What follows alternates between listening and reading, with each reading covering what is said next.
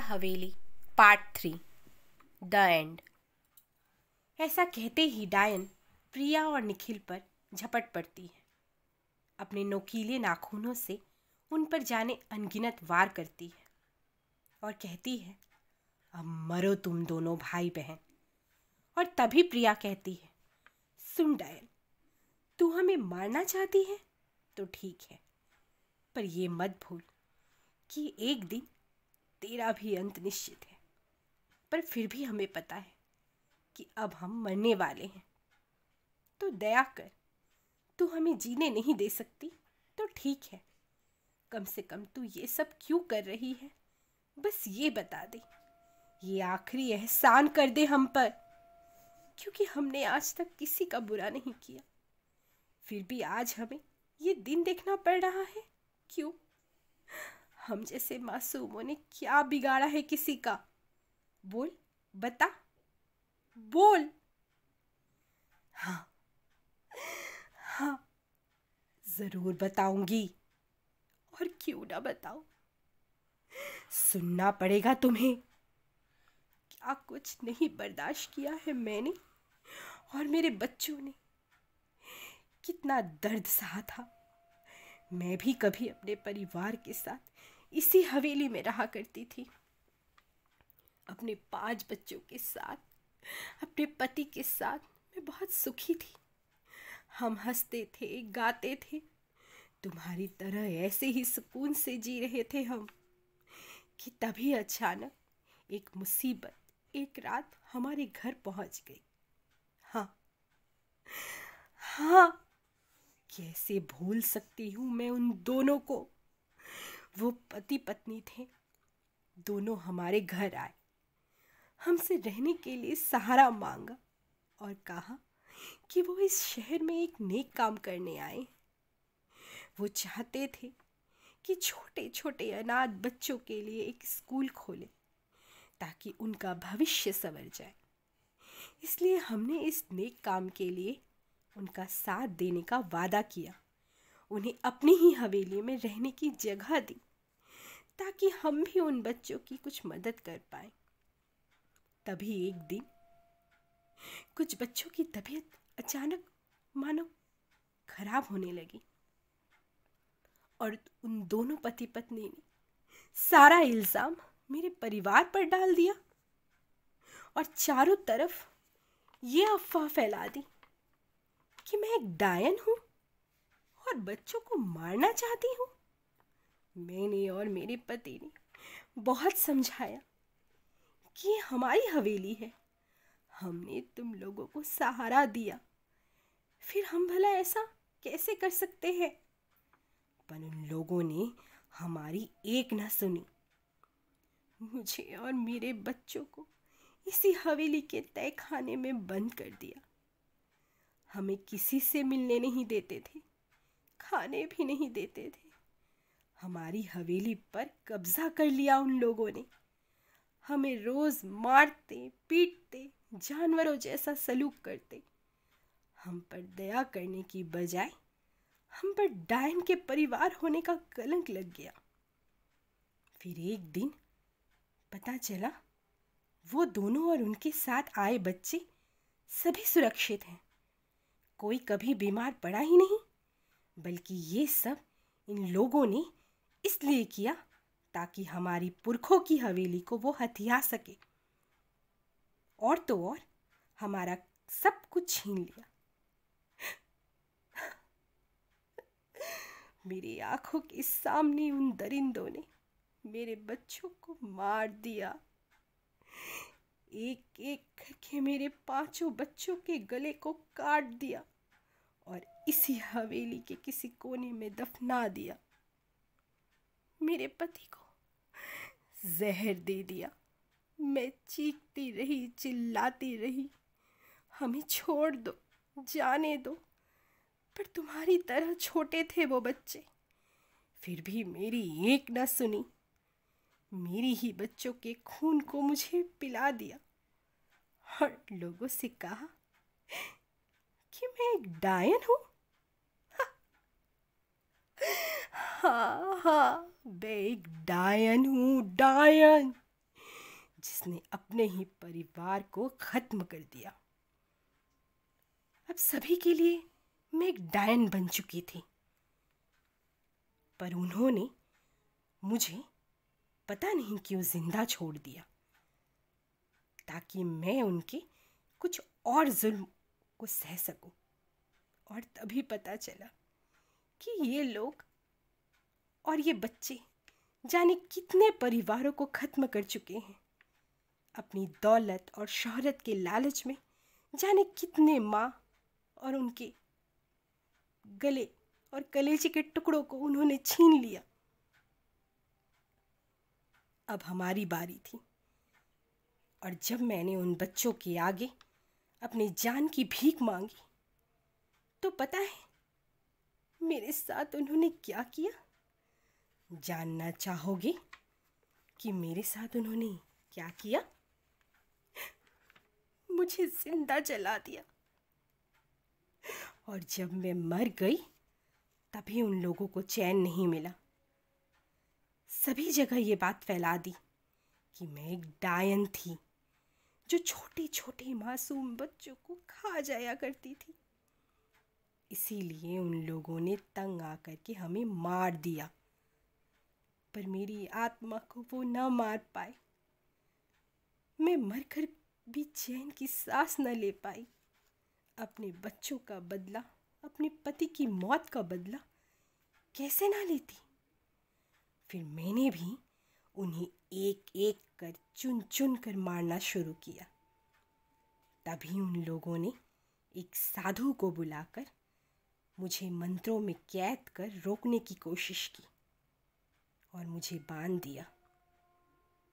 जब मैंने उस साधु से पूछा कि क्या अपना बदला लेना, अपने इंसाफ के लिए लड़ना गलत है, तो पता है उसने क्या कहा? कि भले ही तुम्हारे साथ गलत हुआ है, पर तुम्हें हक नहीं कि तुम किसी और को चोट पहुंचाओ। पर मेरी ममता और मेरे जिद के आगे वो हार गए, और उन्होंने इस शर्त पर मुझे छोड़ा कि मैं केवल रात्रि में ही इस हवेली में अपने बच्चों के साथ रह सकती हूँ, उन्हें महसूस कर सकती हूँ। दिन में ये हवेली किसी को नजर नहीं आएगी, पर बदला अभी बाकी था। उस बदनामी का क्या जो मुझ पर लगा कि मैं छोटे छोटे बच्चों को अपना शिकार बनाती हूँ। बस हाँ, तभी मैंने ठान लिया कि अब से मैं सचमुच डायन बनकर सभी बच्चों को मार दूंगी।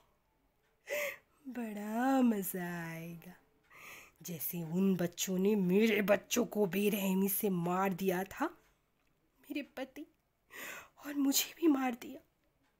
मैं कितना तड़पी थी, कितनी मिन्नतें की थी कि तुम सभी किसी न किसी के बच्चे हो, ऐसा अपराध मत करो, छोड़ दो, जाने दो हमें।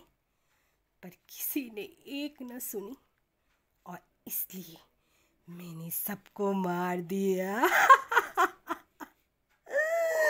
सबको मार दिया। अब मैं सभी बच्चों को खाकर अपने बच्चों का बदला लेती हूँ। हाँ, मैं बदला लेती हूँ। अब बता, तू और तेरा ये भाई, तुम दोनों भी क्यों जिंदा रहो? क्यों तुम दोनों इतने खुश रहो?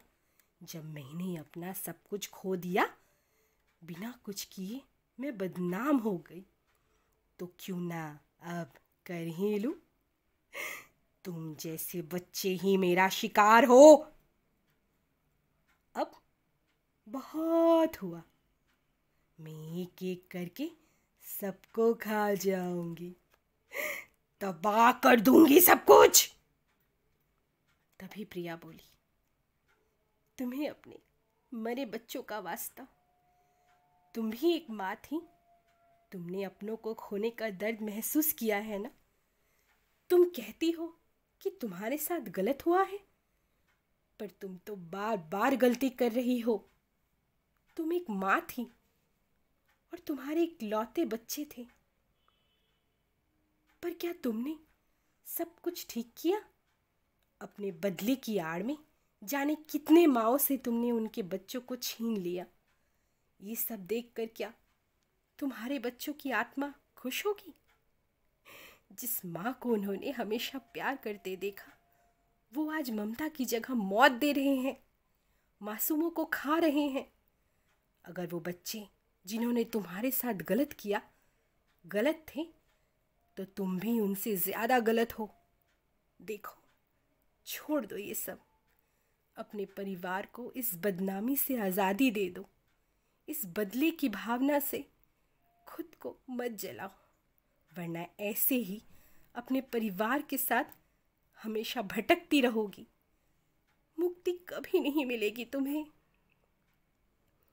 प्रिया की बात सुन डायन गुस्से में आ जाती है और निखिल को मारने वाली ही होती है कि तभी प्रिया सामने आ जाती है और कहती है, सुन डायन, तू भले ही एक अच्छी माँ ना हो, पर मैं एक अच्छी बहन हूँ। तुझे मारना ही है ना, तो पहले मुझे मार। मैं अपने जीते जी अपने भाई को मरते हुए नहीं देख सकती। वैसे भी मरना तो तय है ना, तो मार मुझे, मार डाल। हाँ, मार डाल मुझे। अब और मैं अपने भाई की तकलीफ में नहीं देख सकती, किसी भी हाल में नहीं देख सकती। इसलिए एक एहसान कर, मुझे मेरे बहन होने का फ़र्ज़ पूरा करने दे। पहले तो मुझे मार। इतना सुनते ही डायन रुक जाती है और प्रिया से कहती है, मेरी ममता तेरे भाई के प्रेम के आगे छोटी हो गई। मेरे बदले मेरे बच्चों के लिए थे, पर लगता है इस बदले के आगे तुम दोनों का प्यार भारी पड़ गया। अगर हर बहन अपने भाई से इतना ही प्रेम करे, तो हर बुराई उसके आगे हार जाएगी। आज इस हवेली में एक नई मिसाल दोहराई जाएगी कि एक डायन ने माँ बनकर एक भाई बहन को मिला दिया। तूने मुझे ये सिखा दिया लड़की, कि एक शैतान पर, एक खराब सोच पर, एक बुराई पर प्यार और विश्वास की डोर का वज़न कितना ज़्यादा होता है। तेरा भाई और तेरे भाई के लिए किया गया तेरा ये संघर्ष आज सफल हुआ। जा, चली जा, दूर, बहुत दूर, इन अंधेरों से बहुत दूर चली जा। इस हवेली से दूर, अपने भाई के साथ एक नए जीवन की शुरुआत कर। ऐसा कहते ही डायन एकाएक गायब हो गई। पूरी हवेली मानो सुन सी हो गई। पूरी हवेली में एक अजीब सी रोशनी जगमगा उठी, मानो एक भाई और बहन के प्रेम का, उनके मजबूत बंधन का, प्रिया की अटूट विश्वास का साक्ष्य प्रमाण दे रही हो। इस तरह प्रिया खुद को संभालती, लड़खड़ाती निखिल को लेकर उस हवेली से बाहर आ जाती है और दोनों बाहर गिरकर बेहोश हो जाते हैं। जब होश आता है तो अपने घर पर होते हैं और इसे एक बुरा सपना समझकर भूल जाते हैं। पर ये तो सत्य है ना कि प्रिया की अपने भाई के प्रति ये असीम प्रेम की भावना उन्हें हमेशा ही ऐसी बुराई से लड़ने की प्रेरणा देती रहेगी, और साथ ही एक अनोखी सीख कि भाई बहन का पवित्र रिश्ता कितना अनोखा और कितना अनमोल होता है, कि एक दूसरे को हर चोट, हर बुराई, हर अंधेरे से सदा बचाकर और संभाल कर रखता है।